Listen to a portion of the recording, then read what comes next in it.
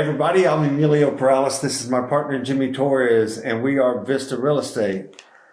So I'm not sure what... That was a very weak intro. It was. That was pathetic. What podcast are we on? It doesn't matter. I know we got to start numbering these things. All right, because we're in 2025. Jimmy, what's going on with you? Nothing, man. Enjoying my coffee. What's going on with you and your new poncho and your beautiful hair? Did you enjoy the Masters, Jimmy? That come over is a 10 out of 10, buddy. I just want you to know I appreciate that. Okay. What's going on with you? The best finishes I've ever seen. It's painful. What an emotional roller coaster. Yeah. And I got to be honest. I was not rooting for Rory. no, neither was I. But at the end, I was. Yeah, same. At the end, I was too. It was almost the Rocky deal, you know. Yeah. But yeah, he came back, and of course, there's a flood of emotions and stuff. So No, it was awesome. Yeah. It was awesome. But yeah, no, just finishing up the school year, coming in hot at the end. Baseball season's coming to an end sooner than later. I'm not really sure when, but yeah, doing cheerleading stuff. And so somebody asked a question. Okay. It's on our little paper because we've never used little papers before. I know. But Michaela wants to keep us on track. Okay.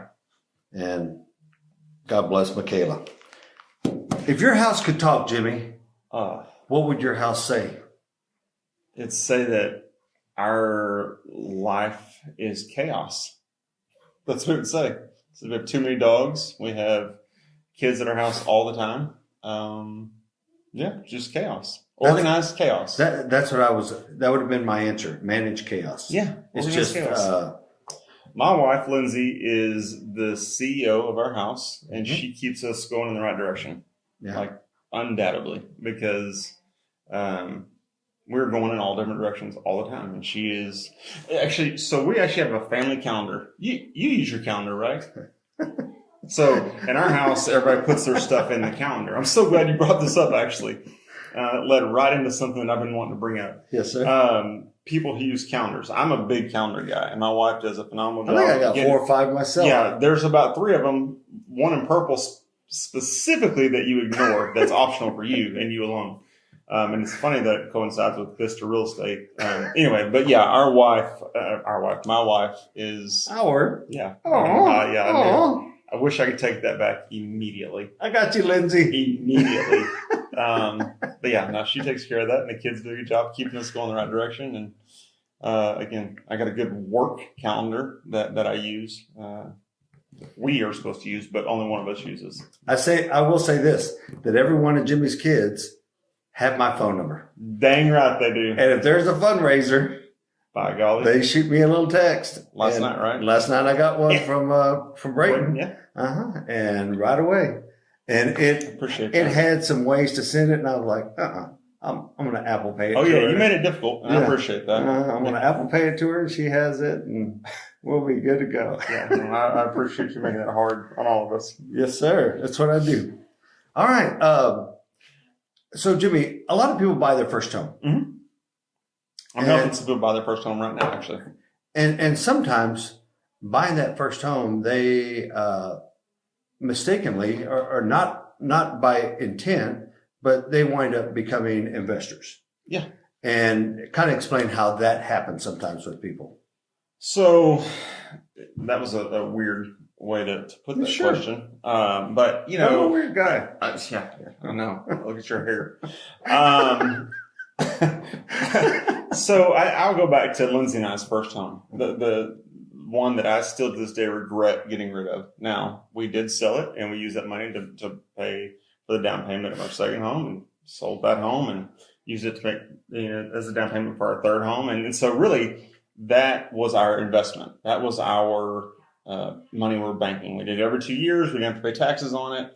And that helped us to move up. And, the more kids we had, the more room we needed. And that's how we became investors, essentially.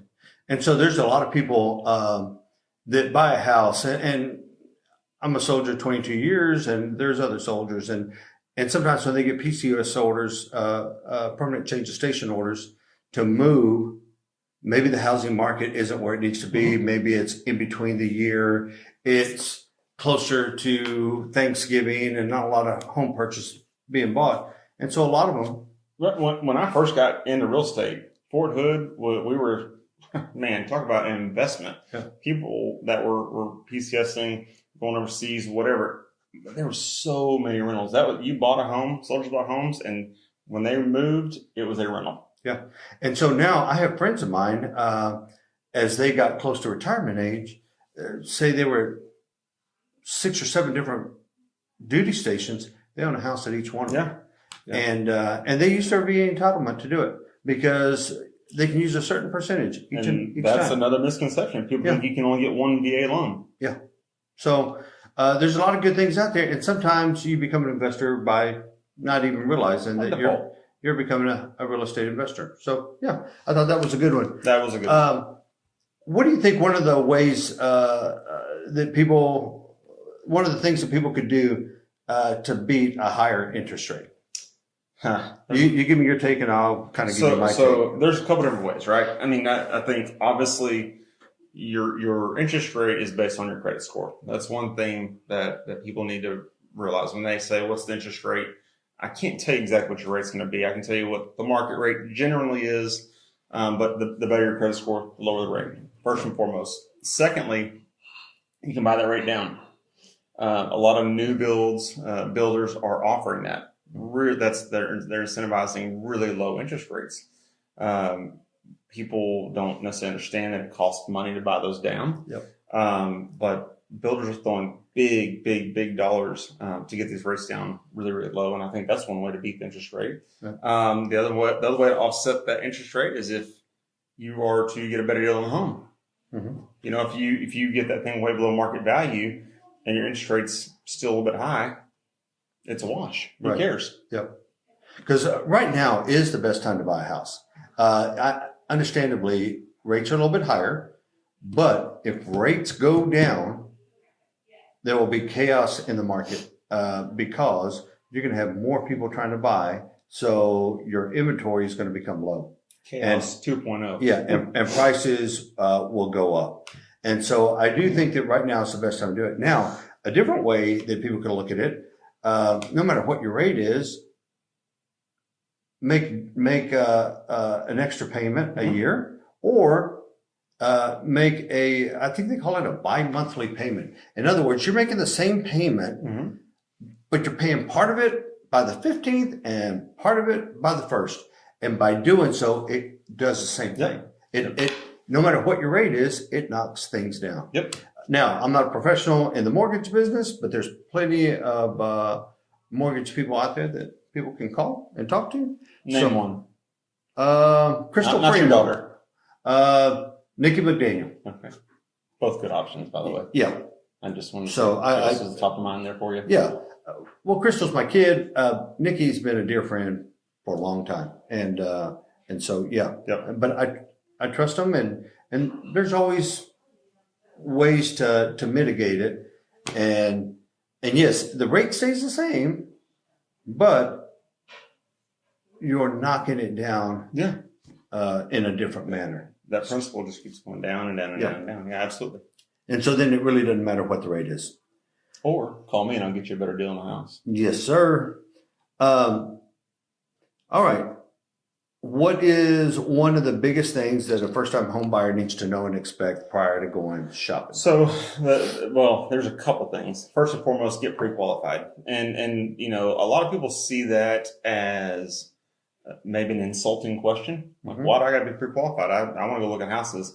And it's not to insult you. It's not it's not even for the realtors to say, hey, I want to make sure you can buy a home. It's to make sure that we're showing you what you can afford, or maybe you can afford more than you thought you could. And you know, it moves us up a tier in homes.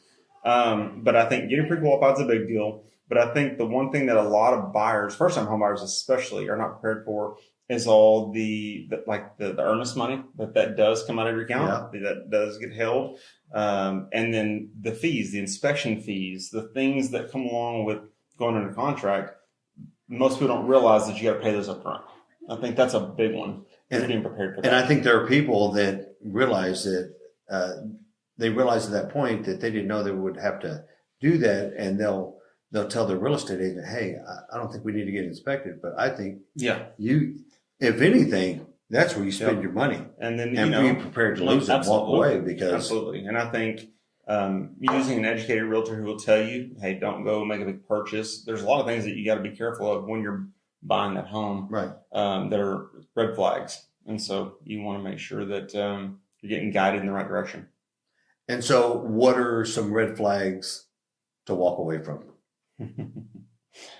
Guess it all depends. And starting from the either the buyer or the seller standpoint before the engagement with the realtor, or up into the engagement of the realtor. You lost me, bro. I don't know what you're talking about. Like, what are things? Okay, so if I'm a real smooth operator and I show up to your house because I want to list, and I'm telling you everything. Yeah, no, you understand what I'm saying? Yeah, so if you're selling your home for the first time or whatever, what have you, if they're telling you they're gonna buy your home if it doesn't sell in 90 days, they're probably not giving you a real accurate market valuation. We've all heard that that sales pitch a million times. That's one thing I'd be aware of if you're the buyer. Make sure that, again, I go back to inspections. You're looking at termites, it could be roof, it could be a million different things. It could be electrical. The scenarios can go on and on and on. But I would say whether you're buying your first home or selling your first home, make sure that agent is giving you a full CMA, market analysis. Make sure that you're getting the most bang for your buck. Make sure, a lot of people want a discount when it comes to commissions and brokers. I'm going to go ahead and just rip the Band-Aid off. You're paying for the best. You're going to get the most money out of someone. So don't be a cheapskate. Right. That's what I can tell you. Yeah, because if you go to other places, you're going to pay the rate in other professions because you want the best to represent you. You want the best lawyer when you're in a car accident. You pay the most money for it. So why not do the same thing when you're selling your home? Make sure they're marketing your home properly. So what are a couple things on we've covered, I guess, enough business stuff, but on personal level, what do you want to get out there? What just happened, or what's going to happen here with the Torres family? Well, like I said, we're wrapping up some youth sports and baseball. First high school baseball season is coming to an end. Like I said, cheerleading is kind of ending, but kicking off for the next year.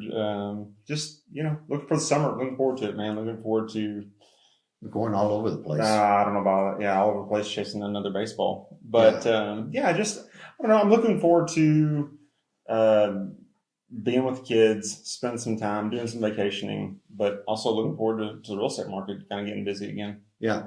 It has been. And that's exactly with us. We're chasing grandkids, and they're like your kids. They're involved in everything. Kendall, golf team, tennis team, volleyball, and it just doesn't stop. Sorry, your grandkids are athletes. Yeah. What are you supposed to do? Hey, and Kendall had a little tournament yesterday. Vernon, maybe, or somewhere. But anyway, I think she was the only seventh grader on the girls' team, and I came in second. I'm gonna throw Brett Freeman under the bus here real quick. We need to wrap this up because we're getting the countdown. But from what I've been told, he's been a little more giving and a little more hands-on with the second child. Maybe ordering a little bit more equipment. Maybe a little more caring, a little more compassionate. It's weird that he's, a little different with the second one than he is with the first one. Paisley definitely had the rougher ride, but I think Kendall I know that observed and watched because I'm going to remind everyone that I did coach 1 year of highly competitive pre-T-ball with Brett Freeman. Yes. Which you refused to come to games after a while. I don't know why. I can't remember. Yeah. Life changes. Yes, I did refuse to go to the games. I was mad. I was a mad grandpa. All right. Let's wrap this up. Any questions for me, Jimmy? You good to go? Nah, man, I'm good. All right. How are you doing? How are you feeling? How's life? It's good. Okay, good. Look at my hair. That's incredible. Hey, everybody. I'm Emilio Perales. This is my partner, Jimmy Torres. We are Vista Real Estate. And if you're in the need to buy or sell, please call us first. And when interviewing other real estate companies, ask them what they do in their community.